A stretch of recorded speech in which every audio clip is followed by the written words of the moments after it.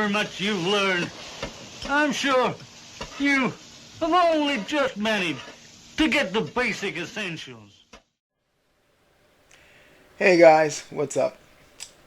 So, I know, it's the end of the month, and I'm finally having a video out, beginning of the next month. It's not been a very good month. I was supposed to have had at least 2 to 3 videos out this month that I was planning, and well, my plans went to hell for the following reasons. 1, the people that I needed to do the video that I wanted to do couldn't do it. I was planning on showing how one move can be done several different ways. That went out the window. What also helped with keeping messing that up, as well as my other videos, is my job decided that I am from now on going to be scheduled 6 days a week instead of 5 until further notice, because we're understaffed. And this is on top of the fact that I've mostly been working 12-hour shifts. So 12-hour shifts plus 6 days a week with only 1 day off means you barely have time to do anything at all. And then to add insult to injury, this died. This is DED dead, and I need this in order to record my videos outside anyway. This is my only outside camera. Don't look at me like that. This isn't too bad. You've seen the way those videos look. They weren't horrible. So, yeah, leave me alone. This is what I had. Because it's dead. HTC ones don't survive water for very long. So, all that combined meant lack of videos this month. But I didn't want to leave you guys empty-handed, and I do need to do more talky type videos anyway. That's what this channel was originally known for. But not to leave you guys hanging on the martial arts front. That's why we got this Why Dey Do That one. And instead of doing it on what I wanted to do it on, we're going to leap ahead a little bit and talk about stances themselves. And don't worry, this will be a shorter one. I'm not going to be going 15, 20 minutes. You know, for those of you guys who've been complaining that it's gone too long. And, you know, I can make fun of you saying you freaking short attention spans. But whatever. Now, this will be a shorter video because I don't really need to linger on this point for too long. But it's something that I feel does need to be explained about the stuff that I'm doing and trying to, you know, show.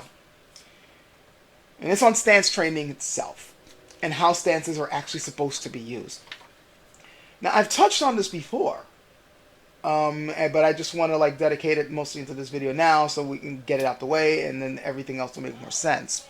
And it's basically that stances are not things that you fight from. They are things you fight with.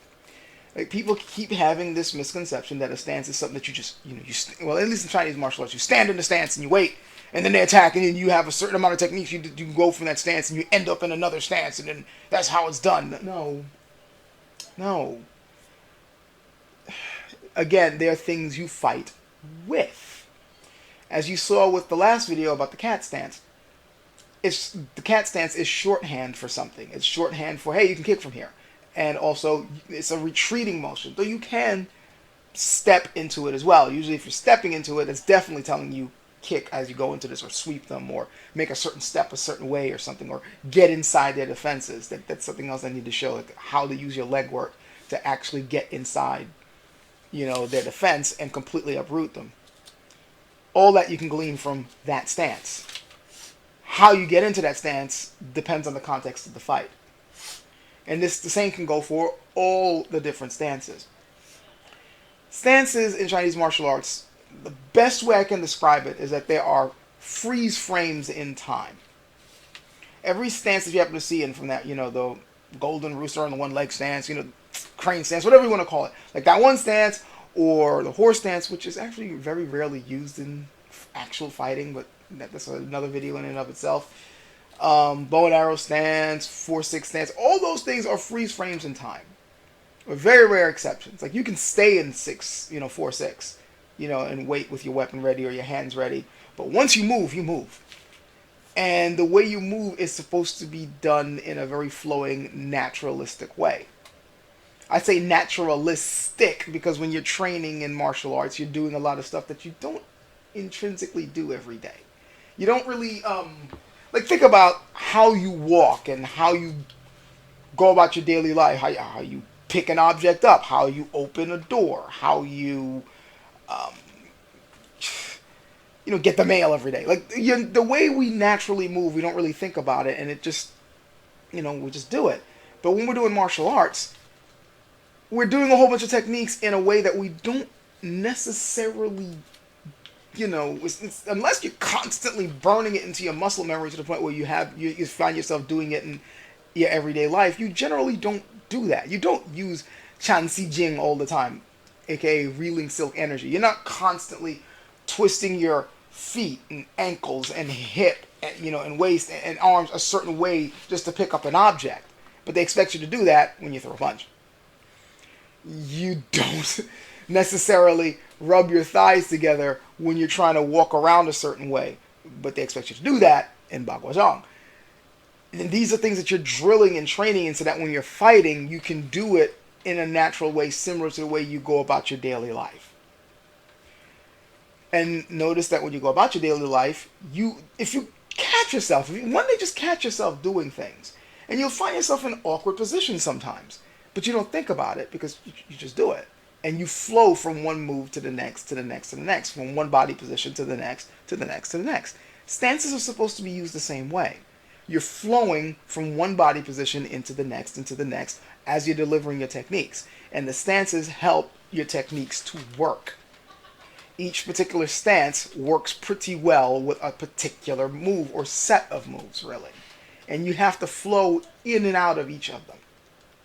Now, what the stance training is doing is conditioning your body to be used to those body positions, to burn them into your muscle memory, so that when you're actually fighting, you can just flow into them without thinking. And each one of these stances is structured in a way so that you can deliver a particular set of techniques in the most efficient way possible. That's what they're there for. That's why they drill you in them, so that you can just get into them and get out in a very easy, barely thinking about it, just very natural way, which should make sense. That everything that you practice physically, you're trying to, burn it into your muscle memory so you don't even think about it.